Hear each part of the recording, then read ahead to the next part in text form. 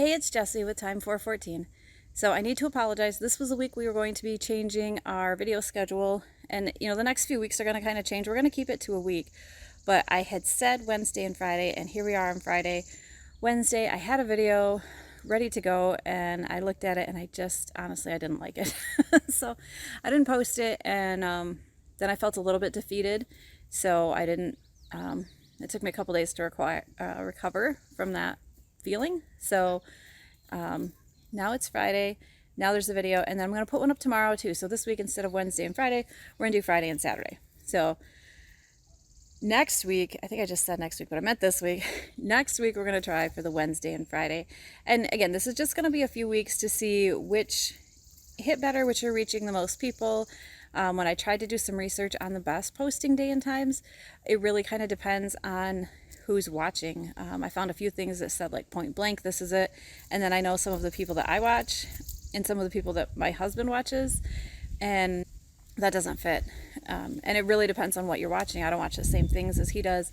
He watches like Matt's Off-Road Recovery, where they do the rescue the cars out in Utah, which looks really cool, by the way, and has inspired a trip to Utah in my future. But they post at the times where like the article that I read said absolutely nobody's watching. So we're just going to play around and see what works best. So expect that for the next 3 or 4 weeks, and I'm going to try to do more videos in advance so that I don't get to the very end and be like, nah, I don't like it. I mean, that was literally what happened. I had it in the software. I had edited it, put things together. I was at the very end of it and just like, no. And if I'm not proud of it and I can't stand behind it, I really don't want it on this channel, especially just to like check a box that boom, I posted a video. Okay, so I was going to continue with what I had actually planned for Wednesday. I'm going to save that for next week because I got a little bit of inspiration for today's, and I apologize for the people that wrote in questions because that's what Wednesday was talking about. If you've written in about your child disrespecting you, check back next week on Wednesday. That's when that's going to go up. But I kind of wanted to share a personal story happening like this week. So I've had another like social media account on a few of them, TikTok and Instagram, that I started a long time ago, that was a personal account just to kind of see how the social medias worked, especially when my children were getting those social medias. I wanted to see them, so I made an account and I posted a few things there. I was actually kind of surprised to see what was on the Instagram from like 2019. I forgot I had it that long. I obviously didn't do a whole lot on it. So I kind of switched both of those because I've been recovering from gallbladder surgery, but I'm using those personal accounts. I'm turning those back into eating healthier and getting back into shape as I'm like 5 weeks post-surgery. And in a week, I'm going to be going to a competition I was supposed to compete in, and I won't be ready, but I've made a thing to join a CrossFit gym soon, and I'm excited for that. So personal accounts that are kind of turning non-personal or maybe still personal as I get back to the best version of me. So if you do want to check those out, my_best_Jess_ on Instagram and TikTok. But I had a conversation with one of my kids, and they showed me it was a reel or a post or something about middle-aged women having bad body images, and it showed like the magazines and stuff from the 90s. And yeah, I remember those, and I remember struggling with body image, and some of that was probably my age, but yeah, some of it was, you look and you see a magazine that says like plus size and they're smaller than me, and I was healthy. I mean, I'm fairly healthy now. I got a little bit of work to do, but still, when you look at a plus size model and they're like 4 sizes smaller than you and you really didn't think anything was wrong with you, it makes you question things. So there's been a lot out there for our kids with body image to give more positive influence, but it kind of comes down to, no matter what's in front of you, the articles, the whatever, it comes down to actually looking at yourself. So that's kind of what I wanted to talk about today, because I think every person struggles with this. I have 2 girls and 2 boys, and all of them have struggled with this as they've grown, and they probably will continue as they're adults, because I know adults, women and men, that struggle with their body image. And it's because when we do that, we're looking for outside validation. How should I look? How should I be doing? And we think that we need to find that elsewhere, and we're told we need to a little bit. I mean, what, you go to the doctor and they tell you if you're a healthy weight. So I tried to think of something quantitative, something that we could break down to help your teen with their body image. And it doesn't start with what do you want to look at. It starts, number one, with recognizing that there's different body types. And like, they know that, we all know that, we can look around and see that, but it's kind of accepting that. Like, I will never be a size 2. My bone structure, everything, when I've been at my skinniest with like very, very little body fat, a size 2 is not ever going to be, maybe when I'm a skeleton. Even then, I don't know, I think my hips would still be too wide. And that's okay. But especially when you're a teenager, you have to look at that and you have to see where you are and accept that. And that's a process. And that takes positive reinforcement, and that takes accepting the good things about your body. Like, I won't ever be that size, but you know what? I'm pretty darn sturdy. Like, I have a lot of room to be strong and to do all the things that I want to do that maybe a smaller frame couldn't do. And, find the positives about it. And it's not knocking down the other people. There's a lot of things that a smaller frame can do that I can't. And I'm happy for them and their positives, but those aren't my positives. So it's finding the good things and accepting them. Step number one.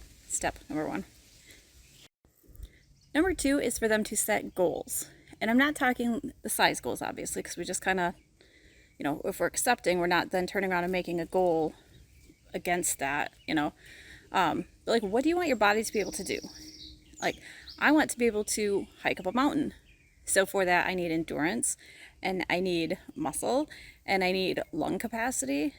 Okay, so how do I get those things? Well, there's certain exercises to get there. And there's certain foods that I can eat that are better for my body to be able to do that. So have them set goals. Maybe they want to be able to, just lay out at the beach. Okay, but to lay out at the beach, like when my sugar is off, it's harder for me to be in the sun and not get dizzy. So then we're looking at diet. What foods do we need to eat? What do we need to do to make our body healthier, how it processes sugar? Because when I was first told that I had low blood sugar, I was just talked to about the amount of times that I eat. And through trial and error and whatever, I don't know if I researched it so much because it was the doctor that told me that and I wanted other opinions. But some trial and error just from living, I found that's not necessarily the best for me. So, different things like that. What is their goal? And then what does their body need to be like to reach that goal? And then how do we get it there? And then number 3, because at some point we do have to address, especially with your teenager, they do want to look a certain way. I mean, I am in my 40s and I want to look a certain way. But you need to look at what is realistic for that. This might be a little TMI, but, when I had 4 kids, things of my body changed that didn't go back, especially right here.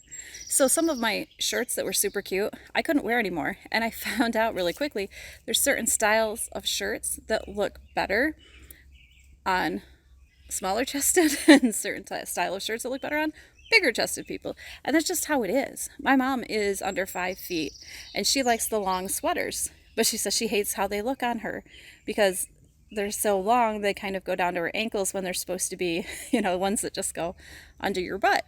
So, so she's changed some of the sweaters or, she'll try some different things, but ultimately you do have to have some type of goal, and it goes along with the acceptance, but there are ways that you want to look.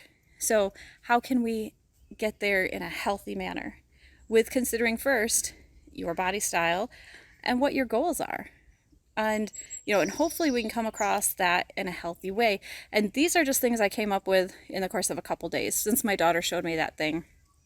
So kind of going back to my teenage years and thinking of my teenagers at their various ages and knowing now what I didn't know then, or maybe had an inkling of then, what could I break this down into? What would that look like to give them more of a concrete way to work on this? And a lot of it is the way that you talk to yourself. But also, what you let in your head and what you don't let in your head. I mean, there were times I remember as a teenager closing the magazine and walking away from it because I didn't like the way it made me feel. So with your teenager, they're seeing it on social media a lot. So maybe they're putting down their phone, or if their friends are having these conversations, maybe they're excusing themselves and walking away, or maybe that's when they're picking up their phone and they're playing a game or something. You also, okay, I'm going to add that as number 4. Guard carefully what you're letting in your mind, because you can go through all these steps and you can get yourself set, and then you can walk out and have things constantly at you all day long, and you can stand up against that. But it can also take extra work, which is fine. The work is worth it. But you know what I'm saying? There's a balance. You do have to do the work. There will be negative thoughts. There will be negative things in front of you. You can also hopefully limit a little bit how much of that negativity comes at you. And just keep reinforcing that to them. That it's not a size, it's health, it's what you want your body to be able to do. And then, yeah, we're going to pick out some cute outfits because this is life.